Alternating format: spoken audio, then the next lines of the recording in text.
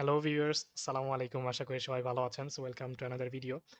আজকে আমরা কথা বলবো হচ্ছে যে Android যে স্প্ল্যাশ স্ক্রিন যে প্রবলেমটা হয়, এখনকার ভার্সনে যে প্রবলেমটা হয়, চলুন একটা রান করি তাহলে বুঝতে পারবেন। আমি এটা যদি রান করি তাহলে আমার অ্যাপসের একটি স্প্ল্যাশ স্ক্রিন তৈরি করা আছে। তারপরেও অ্যান্ড্রয়েডের একটা ডিফল্ট স্ক্রিন এই যে অ্যান্ড্রয়েডের ডিফল্ট স্প্ল্যাশ স্ক্রিন রান হওয়ার পরে আমারটা রান হচ্ছে। আরেকবার দেখেন। আগে আগে একটা স্প্ল্যাশ স্ক্রিন রান হচ্ছে, তারপর আবার একটা স্প্ল্যাশ স্ক্রিন রান হচ্ছে। ঠিক আছে? এই যে এইটা কিন্তু অ্যান্ড্রয়েডের ডিফল্ট। প্রথমে যেটা রান হলো এটা হচ্ছে অ্যান্ড্রয়েডের ডিফল্ট স্প্ল্যাশ স্ক্রিন। বাট পরবর্তীতে যেটা রান হলো এটা আমার তৈরি করা স্প্ল্যাশ স্ক্রিন। সো বা ডেভেলপার তৈরি করা স্প্ল্যাশ স্ক্রিন। এখন এইটা আসলে আমি চাচ্ছি যে প্রথমটা ডিসেবল হয়ে যাক। প্রথমটা ডিসেবল করতে হইলে আমাদের একটা টার্ম এখানে লিখতে হবে। সেটা হচ্ছে item name equal to window window এই যে এখানে প্রথমেই আসছিল, হ্যাঁ? Android window is translucent. Window, WINDO window. একটু আপনাদের যদি না আসে তাহলে প্রথম ২-৩ লাইন লিখলেই চলে আসবে। Window is translucent. এটা যদি আমরা এখন এটাকে আমরা ট্রু করে দিব।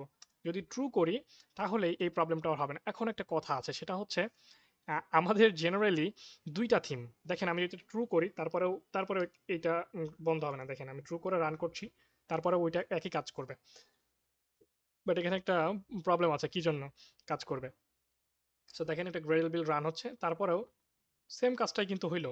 ওই আগে যে যেরকম করতো ওরকম কোনো কিছু চেঞ্জ হলো না। বাট চেঞ্জ হয় না এই কারণে, কারণ এটা যেটা আমরা মডিফাই করেছি এটা ডে নাইট থিম এবং এটা ডে থিমের জন্য কাজ করছে এবং আমার ডিভাইসটা রাইট নাও নাইট মোডে আছে বা নাইট থিমে আছে, ঠিক আছে, ডার্ক থিমে আছে।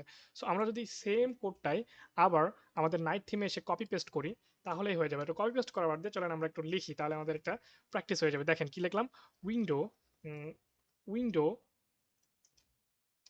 Is translucent. এটা যদি আমরা একবার দেই, তারপর এটা কি ট্রু আর ফলস।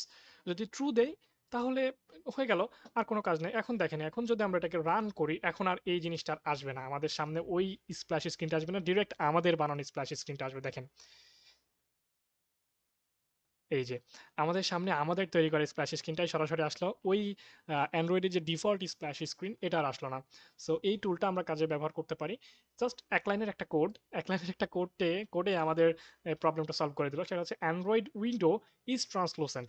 এটা যদি ট্রু হয় তাহলে আমাদের ডিফল্ট যে অ্যান্ড্রয়েড স্টুডিওর যে ডিফল্ট স্প্ল্যাশ স্ক্রিন এখন ভার্সনগুলো দেয় সেটা কাজ করবে না, আর যদি ফলস হয় তাহলে সেটা কাজ করবে।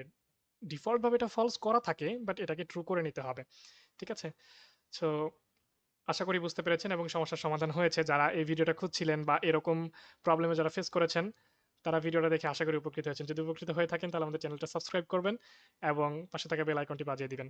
ধন্যবাদ। দেখা হচ্ছে পরবর্তী কোনো একটা ভিডিওতে।